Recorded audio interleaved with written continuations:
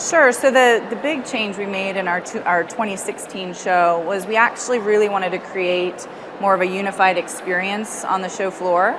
And we felt in order to do that, we had to better integrate the two major parts of any large trade show. You've got your education and your exhibits. So we actually brought all of the education onto the floor for the first time, and we built basically education theaters, sort of a larger version of your studio here, that we spread throughout the exhibit hall. And for us, it was a way to open up education to every participant, attendees and exhibitors alike, but also for that traffic, we really wanted to spread them throughout the hall so the attendees would be walking from corner to corner and really pass all the booths multiple times a day. And it really did seem to work well. The traffic was up, the exhibitors were very happy with the energy on the floor, and so it was a good success this year. That's exciting. So for anyone who might not have tuned in to watch your live stream session yesterday, how many exhibitors, how many trade show participants are we talking about? Sure. And how many days is your conference, and thinking about what that flow was from a logistical standpoint? Sure. So we have between 7,000 and 8,000 attendees, depending on the year, and about 420 exhibiting companies. Wow. So it was approximately half of the New Orleans Convention Center in terms of size. And the show is about 2.5 days of education and exhibits. Fantastic. Well, Rachel's giving you a little shout out. She says, Rachel Wimberly says, "Hi, Stephanie.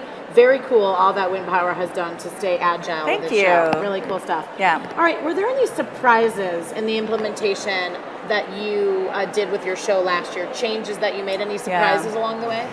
We did have sort of an unexpected consequence of the change of moving all the education to the floor. We built these lovely theaters. We were a little concerned about the noise bleed from the education out to the exhibit booths. The surrounding exhibitors, some of them were concerned as well. So we worked really hard on that, and we had many calls with our decorator and our AV company to prevent that. And then we get on site and we start the program, and we actually found it was the exhibitors who were a bit louder than we anticipated, and noise from the booths started to come into affect the presentations.